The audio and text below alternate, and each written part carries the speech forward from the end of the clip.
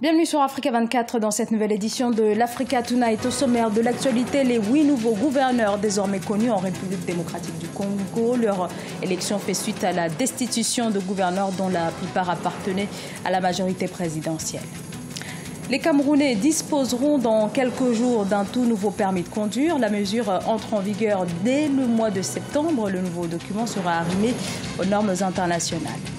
Les sélections africaines de football se préparent activement pour les éliminateurs de la Coupe du monde de football Russie 2018, à l'instar des Diables Rouges de la République du Congo qui préparent leur confrontation face aux Black Stars du Ghana. Au Cameroun, le président de la République, Paul Biya, a ordonné ce mercredi 30 août l'arrêt des poursuites pendantes devant le tribunal militaire de Yaoundé contre les nommés Congo Félix Agbor, Fotem Aforketaka, Neba, Paul Aya Abiné et certaines autres personnes interpellées dans le cadre des violences survenues ces derniers mois dans les régions du nord-ouest et sud-ouest du Cameroun. Cette décision du chef de l'État s'inscrit en droite ligne des multiples mesures déjà prises par les pouvoirs publics pour apporter des réponses aux préoccupations exprimées par les ressortissants de ces deux régions. Le chef de l'État réaffirme néanmoins sa détermination à combattre sans relâche les ennemis de la paix et du progrès. 7 des 26 provinces que compte la République démocratique du Congo ont voté samedi 26 août pour l'élection des gouverneurs et des vice-gouverneurs, un scrutin qui a abouti à des résultats plutôt contrastés pour la majorité présidentielle. Reportage de notre correspondant Jacques Amboka. En République démocratique du Congo, les postes vacants des gouverneurs et vice-gouverneurs dans 7 des 26 provinces du pays viennent d'être comblés.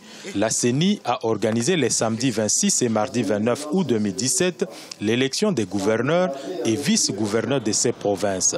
À l'issue du scrutin, 4 des 7 provinces ont été remportées par les candidats de la majorité présidentielle. Les résultats provisoires du deuxième tour de l'élection des gouverneurs et vice-gouverneurs des provinces du Sud Kivu, de la Tchopo et de la Tchouapa se présentent comme repris dans les tableaux en annexe. Article 2. Les résultats provisoires affichés au secrétariat exécutif provincial de la Commission électorale nationale indépendante seront transmis aux cours d'appel concernées pour traitement des contentieux. Les élections des gouverneurs et vice-gouverneurs des 7 provinces du pays ont eu lieu dans un contexte où le processus d'enrôlement tend vers sa fin.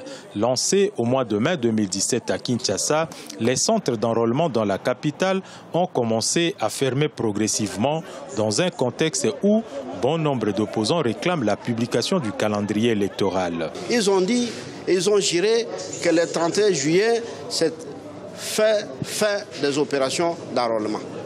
Alors, ils n'ont même pas un calendrier. Nous avons exigé le calendrier global. Ils n'ont pas toujours donné. Maintenant, ils sont en train de nous pousser de délai à délai. Le peuple a déjà compris. Moi, ce que me soulage, c'est que le peuple a compris que nos amis sont des démagogues et nous n'amèneront jamais à organiser les élections crédibles et transparentes dans ce pays. Les résultats provisoires des élections des gouverneurs publiés ce mardi 29 août laissent aux candidats malheureux la possibilité de déposer leur recours au cours d'appel jusqu'au 6 septembre 2017. La MINUS, la mission des Nations Unies au Soudan du Sud, prévoit d'augmenter ses effectifs sur le terrain où sont actuellement présents 12 000 de ses soldats. L'enjeu est de taille. Il s'agit de protéger les civils confrontés à une insécurité grandissante. Les explications de Deogracias Podo.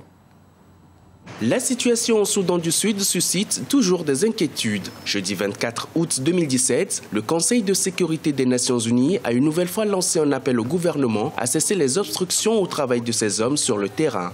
La force onusienne au Soudan du Sud se compose de plus de 13 000 hommes. Elle a pour mission principale de protéger les civils. Des casques bleus supplémentaires et du matériel devraient être déployés prochainement sur la ville de Torit, capitale de l'État de l'Équatoria oriental, dans le but de protéger les civils. La MINUS fait face à d'importants challenges en termes de mobilité et d'action au sein du pays parce que les forces gouvernementales et les forces de l'opposition, de manière assez systématique, s'opposent justement à leur déploiement ou bien à leur patrouille.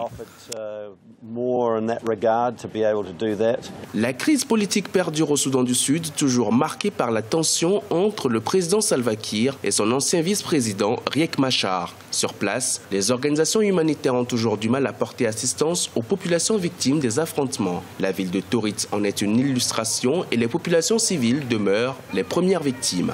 Le conflit au Soudan du Sud est un conflit créé par les hommes dont la responsabilité revient aux dirigeants du Soudan du Sud, une responsabilité directe. La situation économique désespérée et la poursuite du conflit ont contribué à créer une situation dangereuse et précaire pour les civils. Mais les mêmes dirigeants pourraient ramener le pays hors de ce gouffre annoncé. Il suffira d'une volonté politique réelle pour mettre un terme aux opérations militaires, négocier pacifiquement et faire les compromis nécessaires pour atteindre une paix durable dans le pays.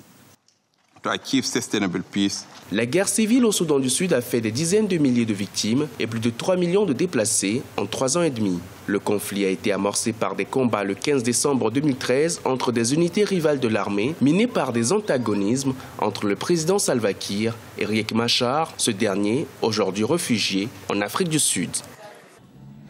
Au Niger, d'après un nouveau bilan, les pluies torrentielles qui s'abattent depuis juin sur le pays ont fait au moins 44 victimes en raison notamment de l'effondrement de leurs habitations. Plus de 70 000 autres sont sinistrés. Récemment, les autorités nigériennes avaient appelé des milliers d'habitants de Niamey, la capitale, à évacuer leurs maisons menacées par une montée des eaux.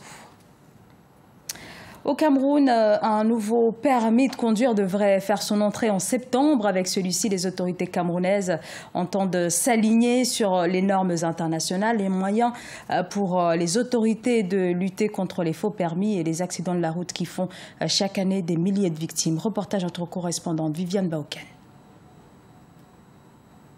Ce sont près de 9 000 candidats fictifs et plus de 3 000 faux permis de conduire qui ont été décelés par les autorités en charge du transport au Cameroun. Il est donc désormais question de lutte contre la fraude au permis de conduire. Et les réformes mises en place intègrent les applications numériques et une technologie d'avant-garde qui offre des moyens de contrôle plus efficaces.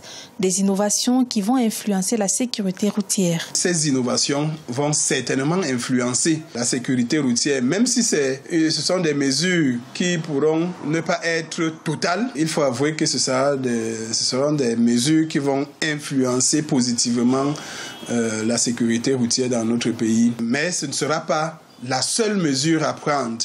Il y a beaucoup d'autres éléments qu'il faudrait, à mon avis, mettre ensemble pour pouvoir lutter efficacement contre l'insécurité routière que nous enregistrons ces derniers temps. En 2016, au Cameroun, les statistiques faisaient état de plus de 2000 morts et 4000 personnes handicapées à cause d'accidents de la circulation. Au centre de ce fléau, les automobilistes sont mis en cause à 70%. Malgré ces réformes, certains usagers ont un avis divergent. Pour ces derniers, le mauvais état des routes serait le premier facteur des accidents de la circulation. Je crois qu'on doit aussi penser aux routes qui causent autant d'accidents que le mauvais permis de conduire. Et je pense que les routes font même pire. Parce que l'état des routes, aujourd'hui au Cameroun, ne permet pas d'affirmer qu'un chauffeur peut rouler en toute sécurité sur nos routes. On doit améliorer la signalisation routière qui laisse à désirer. On trouve des panneaux qui sont déjà tombés, d'autres qui sont délabrés. Je crois que ça, ce sont des problèmes à tenir en compte. En cette veille de rentrée scolaire, les accidents sont récurrents sur les routes camerounaises. Le nouveau permis de conduire suscite donc de l'espoir auprès d'une grande partie des usagers de la route. Ce jeudi 31 août marquera la reprise des éliminatoires du Mondial de football 2018. L'enjeu est de taille et les sélections s'y préparent. C'est précisément le cas pour les Diables Rouges de la République du Congo qui doivent le 1er septembre affronter les Black Stars du Ghana. Reportage d'Eva Pansou. Les Diables Rouges du Congo Football s'entraînent au stade de l'Unité à Kintélé depuis ce mardi 29 août 2017 en vue de préparer les rencontres de la 3e et 4e journée des éliminatoires de la Coupe du Monde Russie 2018 face aux Black Stars du Ghana. Ainsi, ce vendredi 1er septembre 2017 à Koumassi, les Congolais donneront le meilleur pour éviter l'humiliation. Plusieurs nouveaux joueurs vont découvrir la sélection nationale à cette occasion. Je suis content de rejoindre l'équipe, content de rejoindre le groupe. De ce que j'ai vu là, il y a un bon collectif, donc c'est de bon augure. On va jouer pour faire le meilleur résultat possible. On se donne les moyens comme on a fait là aujourd'hui, on travaille bien et on verra ce qui va se passer là-bas. Notre état d'esprit est plutôt posé. on s'entraîne, on prend les choses à leur temps, on va jouer. On ne se met pas de pression, on est prêt à... Voilà, on va aller à la bataille, donc on n'attend que ça. Moi, je dis toujours que quand on a appelé en sélection, c'est toujours un honneur, il faut toujours se donner à fond pour la sélection. Donc c'est à nous de prouver maintenant. C'est facile de parler, mais il faut prouver sur le terrain. Le Congo n'a enregistré que des défaites au cours des 2 premières sorties de ses éliminatoires face à l'Égypte et l'Ouganda. Le sélectionneur national compte ainsi s'appuyer sur les matchs restants afin de bâtir une ossature efficace pour mieux aborder la suite des éliminatoires de la Coupe d'Afrique des Nations 2019. Aujourd'hui, l'objectif principal pour nous, Congo, c'est le Zimbabwe au mois de mars. Et se qualifier pour la prochaine CAN. Donc se replacer dans les 2 premières places de notre groupe. Donc on a jusqu'au mois de mars pour reconstruire, puisqu'il ne faut pas leurrer le public. Se qualifier pour la Coupe du Monde aujourd'hui révélerait d'un miracle. Les Diables Rouges du Congo sont classés dans le groupe E et comptent 0 points en 2 sorties. L'Égypte occupe la première place de ce groupe avec 6 points, suivi de l'Ouganda 4 points et le Ghana 1 point. Le match retour est prévu ce mardi 5 septembre 2017 au stade de l'Unité à Kintélé. Ce journal a été réalisé par l'ensemble de la rédaction. Merci pour votre fidélité. Dans un instant, une nouvelle édition de l'actualité sur Africa 24.